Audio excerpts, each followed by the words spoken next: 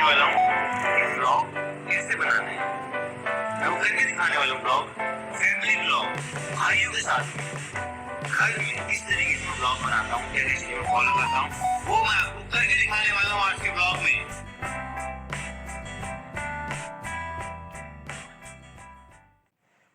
नमस्कार दोस्तों, एक बार फिर से आपका स्वागत है इस वीडियो में, जिसमें हम लोग एक्सप्लोर करेंगे एपिसोड 4 ऑफ सौरभ जोशी के बेसिक वीलॉगिंग कोर्स का।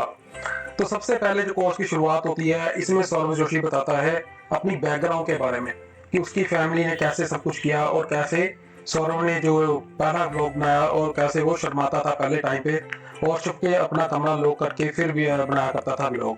तो ऐसा सबके साथ होता है, धीरे धीरे आप लोग इसमें आगे बढ़ते हो, लेकिन once you start making vlogs धीरे धीरे चीज़ें जो है बेहतर होती जाती हैं। उसके बाद इन्होंने बताया कि डेली ब्लॉगिंग में सिर्फ फैमिली ब्लॉगिंग वाला ही ऐसा एक निश है जिसमें सबसे ज़्यादा व्यूज़ आते हैं।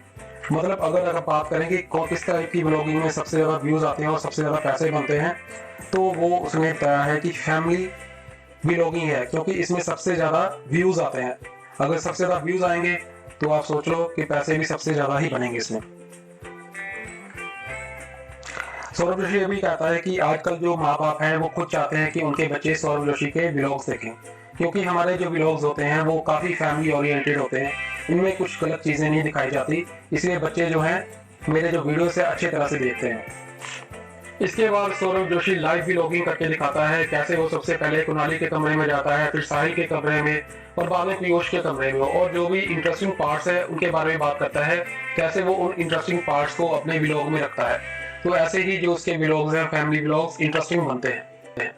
सौरभ जोशी ये भी कहता है जब आप किसी भी रूम में जाएं, सबसे पहले उसकी लाइट्स ऑन कर लें और पंखा बंद कर दें ताकि अच्छे से साउंड और लाइटिंग हो, और साथ में जब आप किसी भी रूम में जाएंगे रास्ते को कवर करें ताकि इसमें और भी ज्यादा एंगल्स जो हैं वो जुड़ सकें और जो व्लॉग है ओवरऑल इंटरेस्टिंग लग सके।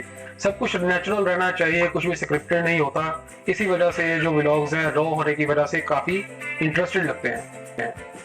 इन्होंने यहाँ पे एक और एग्जांपल दिया, जैसे पीयूष है वो देरी से उठता है और दरवाजा जल्दी से नहीं खोलता, तो ऐसे टक टक करके वो दरवाजे को बार बार खड़काते हैं, जिससे क्या है थोड़ा इंटरेस्ट पैदा होता है व्लॉग में। तो ऐसे स्टेप्स आप भी कर सकते हैं अपनी फैमिली के साथ अगर आप फैमिली व्लॉगिंग में जाते हो। जरूरी नहीं कि आपने फैमिली में फैमिली व्लॉगिंग ही करनी है, और भी कई तरीके हैं जिनके बारे में उन्होंने जिक्र किया था, तो आगे मैं उसके बारे में भी बात करूंगा। इस एपिसोड में सौरभ ने उस बात की भी बात करी है जिसमें लोग उसको बोलते हैं कि बच्चों के दम पे तुम वीडियो बनाते हो। तो उसने बताया कि देखो जो ये बच्चे हैं वो कहाँ पे रहते थे, पारा गांव में। चाचा चाची की लाइफ जो थी काफी डिफिकल्ट थी उस टाइम पे। तो अब ये जो बच्चे हैं अच्छे स्कूल में पढ़ रहे हैं, अच्छी इनको परवरिश मिल रही है, ये सब इसी की वजह से है। तो मैं कोई इनका यूज नहीं कर रहा, उन्हीं के फायदे के लिए ये सब हो रहा है। तो अच्छे से हम लोग सब मिलजुल के वीडियोस वगैरह बनाते हैं, किसी को इसमें कोई दिक्कत नहीं है। सौरभ दिलीप और फारा का जो शो आता है उसके बारे में भी बात करता है। वो कहता है कि जरूरी नहीं है कि आपकी फैमिली में इतने सारे मेंबर्स हों। उसने एग्जांपल दिया, जैसे जो फारा जी का जो शो आता है यूट्यूब पे वो कितना पॉपुलर है, क्योंकि उनका एक कैरेक्टर जो दिलीप है वो काफी पॉपुलर है। इस वजह से ये जो नोक झोंक है लोगों को देखने की वो अच्छी लगती है।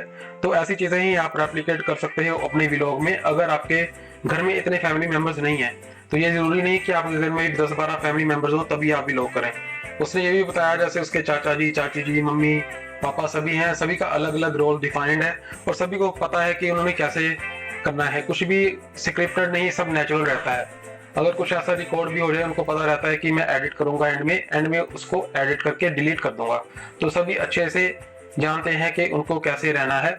तो उनके लिए जो फैमिली व्लॉगिंग है बहुत ईजी हो चुकी है और धीरे धीरे आपके लिए भी हो जाएगी। दिख रहा है साहिल का पूरा रूम दिख रहा है, कुणाली भी, साहिल भी।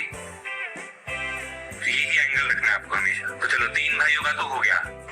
यहाँ पे सौरभ जोशी फिर बता रहा है कि किस एंगल में आपको शूट करना है। हमेशा वाइड एंगल ही यूज करें और 1080p हो कम से कम, और सभी जो पीछे बैकग्राउंड में है वो नजर आने चाहिए आपको।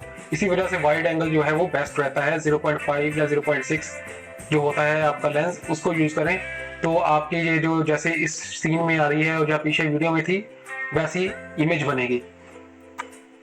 Once again the key over here is the story। आपके वो स्टोरी बिल्ड करनी है और नेचुरल वे में, कुछ भी अननेचुरल नहीं होना चाहिए।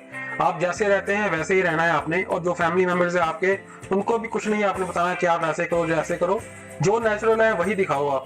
तभी वो चीज़ जो है रिलेटेबल लगेगी और नेचुरल लगेगी और लोग उससे रिलेट कर पाएंगे और देखेंगे। तो यही चीज़ों के ऊपर काफ़ी ज़्यादा जोर दिया है एपिसोड 4 में सौरभ जोशी ने।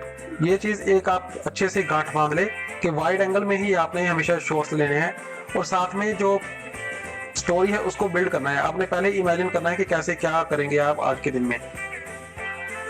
इसके बाद सौरभ जोशी बात करता है जी कि कैसे वो एपिसोड्स को प्रेजेंट करता है यूनिकली, जिसकी वजह से उसके जो व्यूज़ हैं बिल्कुल भर भर के आते हैं। उसने एक बात करी फायर एक्सटिंग्विशर वाले एपिसोड में, उसने बताया कैसे 1100 रुपये लगा के 15 मिलियन के ऊपर व्यूज़ आ गए थे, क्योंकि जो फायर एक्सटिंग्विशर सिर्फ 1100 रुपये का था, लेकिन इसके अंदर जो इन्होंने यूनिकनेस दिखाई और प्रेजेंट किया जिस तरीके से, उससे 15 मिलियन व्यूज आ गए। मतलब कोई इन्वेस्टमेंट नहीं इतनी, फिर भी अच्छे व्यूज आ गए। उसके अलावा एक उसने डिस्कस किया एपिसोड जो था पीयूष जोशी को साइकिल लेके देने का, वो भी उसने बताया 8000 का सिर्फ साइकिल था, उसमें 50 मिलियन के ऊपर व्यूज हैं। तो वो भी मैं आपको दिखाता हूँ अभी। मतलब मोस्टली उसने यही चीज बताई है कि आपको ऑब्जर्व करना है कि किस तरीके से हम लोग वीडियोस वगैरह बनाते हैं और कैसे हमारे टाइटल्स और थंबनेल्स वगैरह होते हैं।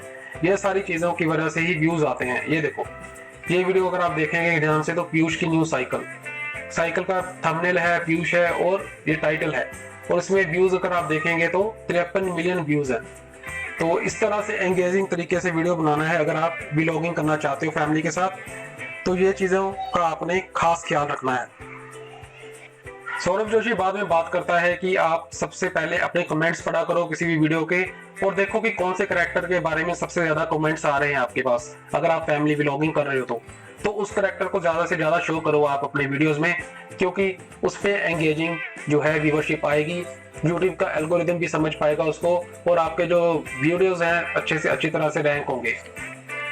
सौरभ जोशी यहाँ पे एग्जाम्पल के साथ बताता है कि कैसे इस समय कुनाली की जो व्यूअरशिप है बहुत ज्यादा आ रही है, इस वजह से वो मोस्टली व्लॉग्स में होता है। इसी तरह से अगर आप फैमिली व्लॉगिंग करते हो, आपके पास बच्चे हैं, बूढ़े हैं, जो भी जो जिनकी काफ़ी पॉपुलैरिटी है, उनको जरूर वीडियो मिले, थंबनेल्स मिले, जिससे आपकी जो पॉपुलैरिटी है वो बनी रहेगी। साथ ही में सौरभ जोशी बात करता है कि अगर आप व्लॉगिंग कर रहे हो तो उसके लिए मोबाइल फ़ोन ही सबसे बेहतर है। आप आईफोन या सैमसंग कोई भी अगर फ़ोन है वो आप यूज़ कर सकते हो, लेकिन वाइड एंगल पे ही हमेशा करना। उससे क्या है कि आपकी सारी बैकग्राउंड में जितनी भी चीज़ें हैं वो आ जाती हैं। तो इसलिए इन चीज़ों का आप खास ख्याल रखें। बाकी ये जो व्लॉगिंग है, फैमिली व्लॉगिंग मेन व्लॉगिंग से हटके नहीं है, बस आपको हर चीज़ को कवर करना है। और जो सौरभ ने ऑलरेडी वीडियोस डाले हुए हैं उनको ऑब्जर्व करो, आपको फिर ये कोर्स लेने की भी ज़रूरत नहीं है। जो एपिसोड 4 में उसने बताया है इट इज़ मोस्टली जो उसके व्लॉग पे है, तो आप उस हिसाब से देख सकते हो। और एपिसोड 4 में वही चीज़ उसने लाइव करके दिखाई है। इसके अलावा फैमिली व्लॉगिंग में जो चैलेंज टाइप के वीडियोस होते हैं, वैसे वीडियोस भी काफ़ी चलते हैं, इसके बारे में सौरभ ने बताया। लेकिन वो जो वीडियोस हैं आप यूनिक तरीके से लेके आना, ये नहीं कि किसी ने ऑलरेडी करके रखे हैं और आप भी वही करते जा रहे हो, उससे लोग उसे इतना पसंद नहीं करेंगे। तो यूनिक चीज़ें लेके आएंगे अपनी फैमिली व्लॉगिंग में तो वो काफ़ी चलेंगी। तो इस चीज़ के बारे में मैं भी आपको स्क्रीन रिकॉर्ड करके दिखाता हूँ कि कौन सा जो एक इसका वीडियो था जिसमें 118 मिलियन व्यूज़ आ गए थे, तो वो आप अभी देखो। और जब आप चैलेंज वीडियोस करें ये चीज़ ध्यान रखना कि आप किसी को देखकर नहीं करें, अपना यूनिक चीज़ बनाएं तभी वो चलेगी।